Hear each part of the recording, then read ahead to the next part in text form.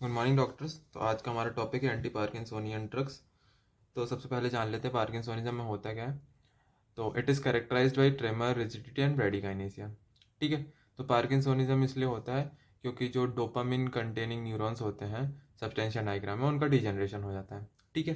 तो अपने ब्रेन में बैलेंस होता है इनिबिटरी न्यूरोट्रांसमीटर और एक्साइटेटरी न्यूरोट्रांसमीटर, मतलब या फिर ऐसा देखा जाए कि डोपामिनर्जिक जो है वो इनहिबिटरी न्यूरॉन्स में होते हैं, और जो अपने ये कोलिनर्जिक हैं ये एक्साइटेटरी न्यूरॉन्स होते हैं। इन दोनों का बैलेंस होना बहुत ज़रूरी है।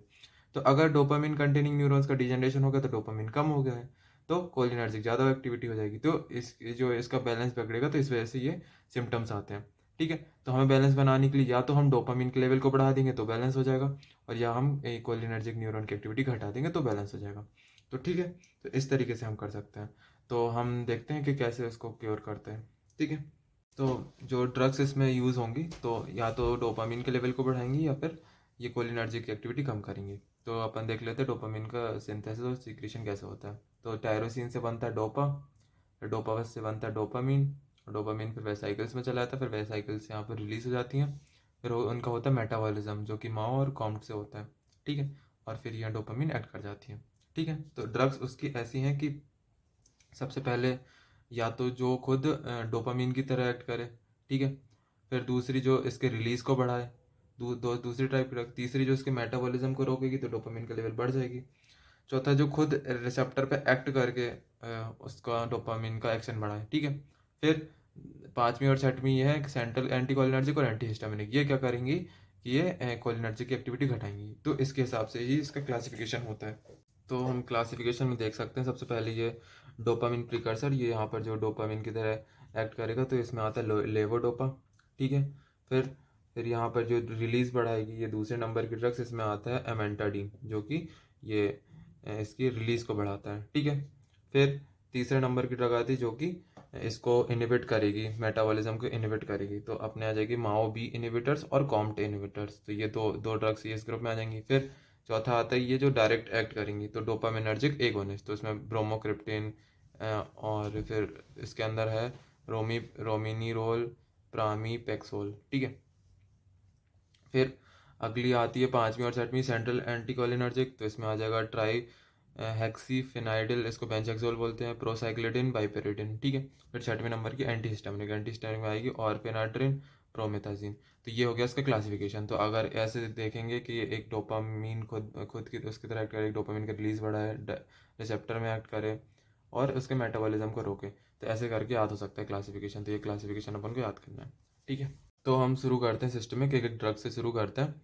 तो इसमें इंपॉर्टेंट क्या क्या है, सबसे पहले ये जो लेवोडोपा है वो सबसे ज़्यादा इंपॉर्टेंट है। लेवोडोपा का जो कॉम्बिनेशन होता है कार्बिडोपा का वो इंपॉर्टेंट है, इसका क्या एडवांटेज है और दूसरी ड्रग्स पे, तो ये सब पूछा था। तो सबसे इंपॉर्टेंट यही एंटी पार्किंसोनिज्म, फिर उसके बाद उसके क्लासिफिकेशन और लेवोडोपा के बारे में आता है। ठीक है। तो सब एक एक करके स्टार्ट करते हैं। तो डोपामिन प्रिकर्सर लेवोडोपा। ठीक है। इसको एल डोपा के नाम से भी जाता है। तो dopamine does not cross blood brain barrier, hence its immediate precursor L dopa is used. तो डोपामिन जो होता है ब्लड ब्रेन बैरियर को क्रॉस नहीं कर सकता, इसलिए अपन एल डोपा देते हैं जो कि ब्लड ब्रेन बैरियर को क्रॉस कर सकता है और फिर वहां जाके डोपामिन में कन्वर्ट होगा। ठीक है। तो ये कन्वर्ट किससे होता है, डीकार्बोक्सिलेज एंजाइम से कन्वर्ट होता है। ठीक है। तो डीकार्बोक्सिलेज जो होगा वो एल डोपा को कन्वर्ट कर देगा डोपामिन में। ठीक है। Then this dopamine act on D2 receptor and produce anti parkinsonian effect. ठीक है। तो ये डोपामिन है, फिर ये एक्ट करेगा D2 रिसेप्टर में और एंटी पार्किंसोनियन इफेक्ट दिखाएगा। ठीक है। पार्किंसोनियन को क्योर कर देगा। फिर all clinical symptom of parkinsonism improve but progression of disease not stop.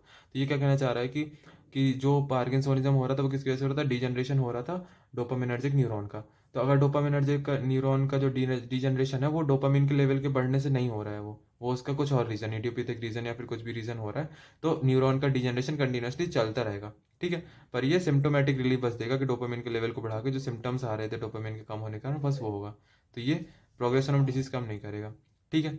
Large amount of drug is converted into dopamine in peripheral tissue. तो एल डोपा के साथ एक और क्या दिक्कत है कि जो एल डोपा है वो पेरिफेरल में भी कन्वर्ट हो जाता है डोपामिन में। ठीक है। क्योंकि यहाँ पर बाहर होता है पेरिफेरल डिकार्बोक्सिलेज, तो अगर पेरिफेरल डिकार्बोक्सिलेज जो है एल डोपा को बाहर डोपामिन में कन्वर्ट कर देगा तो dopamine blood brain barrier cross करके ब्रेन में जा ही नहीं पाएगा, तो वो एक्शन अच्छे से दिखा नहीं पाएगा।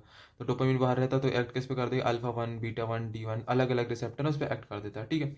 तो जिसलिए अपन क्या करते हैं, एल डोपा को देते हैं किसके साथ, कार्बिडोपा के साथ, जो क्या करेगा, इसका मेटाबॉलिज्म घटाएगा बाहर की तरफ। तो जो कार्बिडोपा है वो इनहिबिट करता है किसको, पेरिफेरल डिकार्बोक्सिलेज। तो पेरिफेरल डिकार्बोक्सिलेज इनहिबिट हो जाएगा तो इसका कन्वर्जन इसमें नहीं होगा। तो जितना भी एल डोपा है ज़्यादा से ज़्यादा ब्लड में मेरी क्रॉस करके कहाँ जाएगा, ब्रेन में, और वहाँ पर एक्शन दिखाएगा अपना पूरा ब्रेन में।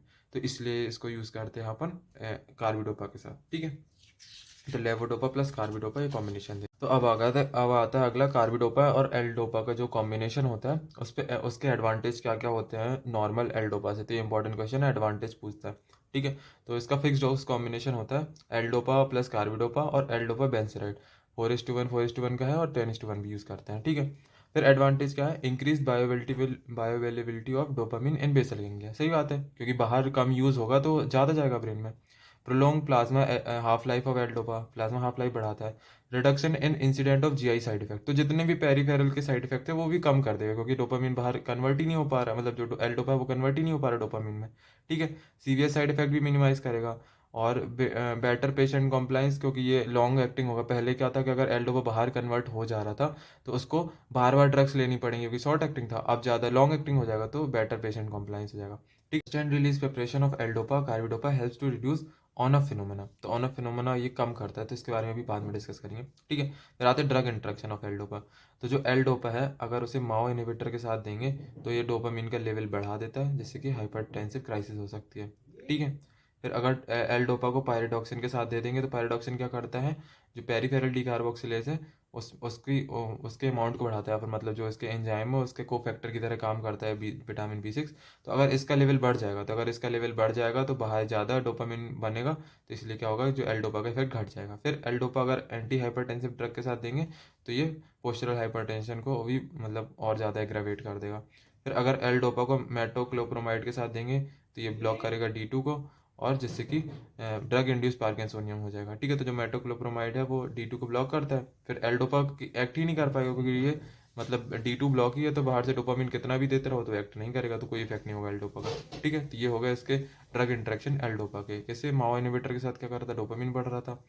फिर एल डोपा के साथ पेरिफेरल डिकार्बोक्सिलेज को बढ़ा रहा था। एंटी हाइपरटेंसिव के साथ पोस्चरल हाइपरटेंशन करा रहा था। मेटोक्लोप्रोमाइड के साथ ड्रग इंड्यूस पार्किंसोनिज्म करा रहा था, ठीक है। अब आते हैं इसके एडवर्स इफेक्ट पे, ठीक है। ये भी इंपॉर्टेंट है, एल डोपा सबसे ज़्यादा इंपॉर्टेंट है, एल डोपा अच्छे से कर लेना तो सारी चीज़ें इंपॉर्टेंट है। फिर जीआईटी में कौन से साइड इफेक्ट आएंगे, नोजिया वॉमिटिंग डायरिया। सीवीएस में पोस्चरल हाइपोटेंशन हो सकता है, डिस्काइनेसिया हो सकता है, उसमें टेक्स ट्रेमर ये सब हो जाएगा। Mental changes like insomnia, confusion, delusion, euphoria, depression, anxiety, hallucination, nightmare. तो ये सब अपने CNS से रिलेटेड साइड इफेक्ट आएंगे, कि जबकि जैसे डोपामिन का लेवल बढ़ेगा तो इसके कारण ये साइड इफेक्ट आएंगे, ठीक है। और एक और साइड इफेक्ट टेस्ट सेंसेशन है वो अल्टर हो जाएगा, ठीक है। अब आते ऑन ऑफ फिनोमेना क्या होता है, ठीक है। तो अब क्या होता है कि जैसे जब शुरू शुरू में डिसीज़ है, ठीक है, तो उसमें क्या हो रहा है कि जब शुरू में डिसीज़ है तो न्यूरॉन का डिजनरेशन चालू हो गया, ठीक है। तो ये मान के चलो 12 न्यूरॉन शुरू में प्रेजेंट है, ठीक है। इनमें सब में डोपामिन भरा रहता है, तो 2-2 मिलीग्राम हर 12 मतलब सब में एक एक में भरा हुआ है, ठीक है। तो जब 2 से 5 साल हो गए तो डिजनरेशन बढ़ता जाएगा, ठीक है। डिजनरेशन हो गया, मान के चलो सिर्फ 5 न्यूरॉन बचे, ठीक है। तो अपन जब बाहर से डोपामिन देते थे तो इतने सारे न्यूरॉन्स में डोपामिन भर जाता था, ठीक है। अब बाद में क्या हुआ कि सिर्फ 5 ही न्यूरॉन बचे हैं। तो पहले क्या होता था कि सिर्फ पहले 24 ml बन जाएगा, 24 ml न्यूरो बन जाएगा 12 में। पर अब कितना बनेगा, सिर्फ 10 ml, ठीक है। तो मान के चलो सिर्फ हर घंटे 2 2 ml या फिर 1 ml, हर घंटे 1 ml न्यूरो काम आता है। तो पूरे 24 घंटे चल जाता था पूरा, ठीक है। पर अब क्या होगा कि ये पूरा 10 घंटे में ही खत्म हो जाएगा इसका इफेक्ट। तो जैसे ही इसका इफेक्ट खत्म होगा तो उसे बोलते हैं ऑफ फिनोमेना। और इसमें क्या होगा कि जब ये अपन बाहर से डोज देंगे तो इकट्ठा एक साथ निकल जाता है, तो उसको बोलते हैं ऑन फिनोमेना। तो क्या होता है, ऑफ माने होता है wearing of, loss of beneficial effect of drug. तो 10 घंटे बाद एकदम से ड्रग का इफेक्ट चला जाएगा तो उसको बोलेंगे वियरिंग ऑफ या फिर ऑफ इफेक्ट। और ऑन मतलब relief of most of the symptom but with disabling dyskinesia. Dyskinesia को छोड़ के सारे इफेक्ट वापस से नॉर्मल हो जाए, इसको ऑन फिनोमेना होता है। वो भी एकदम से लेवल बढ़ेगा ना, जैसे न्यूरो न्यूरॉन्स का नंबर कम हो गया है, तो जैसे अपन ड्रग देंगे तो डोपामिन ज़्यादा ब्लड में चला जाएगा, मतलब या फिर ज़्यादा लेवल उसका रहेगा उसमें ब्रेन में, ठीक है। तो इसलिए ऑन फिनोमेना हो जाएगी, तो ये इसको ऑन ऑफ फिनोमेना बोलते हैं, ठीक है। तो एकदम से जैसे थोड़े टाइम के लिए ड्रग एक्ट करेगी तो एकदम से उसका इफेक्ट बंद हो जाए तो उसको ऑफ फिनोमेना बोलते हैं, और एकदम से इफेक्ट आ जाए तो उसको ऑन फिनोमेना बोलते हैं। तो ऑन ऑफ फिनोमेना होता है, ठीक है। तो L dopa plus carbidopa produce more stable plasma L dopa levels. ठीक है, तो जब इन दोनों को मिला देते हैं तो इसका मतलब ऑन ऑफ फिनोमेना जो होने के चांसेस तो कम होते हैं, अपन ने पीछे देखे। ठीक है, helps reduce fluctuation in response, तो जो फ्लक्चुएशन होता है रिस्पॉन्स में कि मतलब कि कभी इफेक्ट दिखा रहा है, कभी नहीं दिखा रहा, कभी बढ़ रहा है, तो वो भी नहीं होगा। ठीक है, फिर अब नेक्स्ट आते हैं अगले ड्रग में एनएमडीए रिसेप्टर एंटागोनिस्ट। ठीक है, तो ये क्या करेगा, रिलीज को बढ़ा रहा था, तो एमेंटाडीन आता इसमें। तो एमेंटाडीन क्या था, एमेंटाडीन एंटीवायरल ड्रग है जो कि ट्रीटमेंट और प्रोफाइलैक्सिस में यूज होता है इन्फ्लुएंजा ए वायरस के। ठीक है, it facilitate the release synthesis and release of dopamine. तो ये वैसे तो एंटीवायरल ड्रग्स है, पर ये इसके से क्या बोलते हैं पार्किंसोनिज्म के ट्रीटमेंट में भी काम आता है। Also has NMDA receptor antagonist, तो बेनिफिशियल इफेक्ट इन पार्किंसोनियम। ठीक है, तो ये एनएमडीए रिसेप्टर का एंटागोनिस्ट है जिसके कारण ये न्यूरॉन का डिजनरेशन वगैरह कम कराता है, तो इसका बेनिफिशियल इफेक्ट है। ठीक है, एडवर्स इफेक्ट क्या है इसके, headache, heart failure, nausea, vomiting, constipation, insomnia and libido reticularis. तो इसमें अपने जो इसके ना उसमें पैचेस पड़ जाते हैं पिंक कलर के। ठीक है, तो ये लिबिडो रेटिकुलरिस थोड़ा अलग सा साइड इफेक्ट है, याद कर लेना। फिर आता है माओबी इनिबिटर्स। तो अब ये आ गया अपन मेटाबॉलिज्म को जनरेट कर रहे हैं, तो इसमें आता है सेलेजिलिन और रासाजिलिन, तो selective and irreversible inhibitor of MAO B enzyme. ठीक है, वहाँ पर अपन ने पढ़ा था माओ, अब यहाँ पर माओ बी। फिर they retard metabolism of dopamine and prevent formation of toxic metabolite. तो डोपामिन के मेटाबॉलिज्म से कुछ टॉक्सिक मेटाबोलाइट भी बनते हैं जिसकी वजह से न्यूरोनल डिजनरेशन होता है। तो ये जो मेटाबॉलिज्म रोक रहे हैं तो इसके कारण टॉक्सिक मेटाबोलाइट भी नहीं बनेगा, तो इससे क्या होगा, they produce neuro protective effect in parkinsonian. ठीक है, तो न्यूरो प्रोटेक्टिव इफेक्ट भी कर दिया इसने। Retard disease progression and reduce on of and wearing of phenomena. ठीक है, तो ऑन ऑफ फिनोमेना को ये भी रोकते हैं। ठीक है, एडवर्स इफेक्ट में नोजिया, वॉमिटिंग लिख देंगे। ठीक है, फिर अगला आता है कॉम्ट इनिबिटर। कॉम्ट इनिबिटर में आता है टोल्कापोन और एंटाकापोन। ठीक है, तो ये क्या है, रिवर्सिबल कॉम्ट इनिबिटर है, और अपन इसको एल डोपा के साथ एक्जेंट मतलब जो सहायक ड्रग या फिर उसके साथ उसका इफेक्ट बढ़ाएं वह उसके तरह यूज़ कर सकते हैं, एल डोपा और कार्बिडोपा के कॉम्बिनेशन के साथ। और इसके भी साइड इफेक्ट क्या है, नोजिया, वॉमिटिंग, डायरिया और हाइपरटेंशन और हेलुसिनेशन। ठीक है, फिर अगले ग्रुप में आता है चौथे वाला, उसमें डोपामिनर्जिक एंटागोनिस्ट। ठीक है, तो ये डायरेक्ट रिसेप्टर पर एक्ट करेंगे, ब्रोमोक्रिप्टेन, रोपिनिरॉल, प्रामीप्रैक्सोल। ठीक है, तो ये डायरेक्ट एक्ट करेंगे डोपामिन के रिसेप्टर में, लॉन्गर एक्टिंग होते हैं और used in patient who have frequent fluctuation, जिसमें ज़्यादा ऑन ऑफ फिनोमेना होते हैं उसमें यूज़ करते हैं। ठीक है, तो ब्रोमोक्रिप्टेन, रोपिनिरोल, प्रामीप्रैक्सोल। ठीक है, तो इन दोनों में भी अंतर ये होता है कि जो ब्रोमोक्रिप्टेन है वो एर्गट डेरिवेटिव जो एक फंगस होती है एर्गट, उससे मिलता है। ठीक है, एर्गट नहीं, क्लेविसेप परप्यूरा एक फंगस होती है उससे मिलता है। ठीक है, तो ये इसमें अलग से साइड इफेक्ट होते हैं कुछ एर्गट वाले, है ना, जो कि फंगस होते हैं। They can cause vaso constriction, अगर मान के चलो बहुत ज़्यादा वैसो कॉन्स्ट्रिक्शन कर दिया तो किसी ऑर्गन में कर दिया, जैसे हाथ में कर दिया, तो जो हाथ में है उसमें गैंग्रीन हो सकता है, तो विच लीड्स टू गैंग्रीन, और ये फाइब्रोसिस भी कराती हैं। और ये रोपिनिरोल है और प्रामीपेक्सोल है, ये नॉन एर्गट डेरिवेटिव है। ठीक है, फिर एडवर्स इफेक्ट में आ जाते हैं nausea, vomiting, constipation, postural hypotension और हेलुसिनेशन। ठीक है, अगला ग्रुप आता है सेंट्रल एंटीकोलिनर्जिक, इसमें बेंजहेक्सोल, बेंजोट्रोपिन, बाइपेरिडिन ये आ जाएंगे। तो ये क्या करती है, कोलिनर्जिक एक्टिविटी को कम करेंगी, act by reducing cholinergic activity and striatum, less effective than L dopa but cheap and better tolerated. तो एल्डोपा से कम इफेक्टेड है पर चीप और बेटर टॉलरेटेड होती है। ठीक है, effective in relieving trimmers and rigidity, trimmers और रिजिडिटी है वो उसको कम कराती है। इसके साइड इफेक्ट वही एंटीकोलिनर्जिक वाले होंगे, dry mouth, blurring of vision, drowsiness, urinary retention. ठीक है, फिर अगला आता है एंटीहिस्टामिनिक, प्रोमिथाजीन और फिनाड्रिन। ठीक है, तो ये भी क्या करती है, कोलिनर्जिक एक्टिविटी बेसल गैंग्लिया में उसको घटाती है। तो मेन है थोड़ा ऑन ऑफ फिनोमेना, वो देख लेना।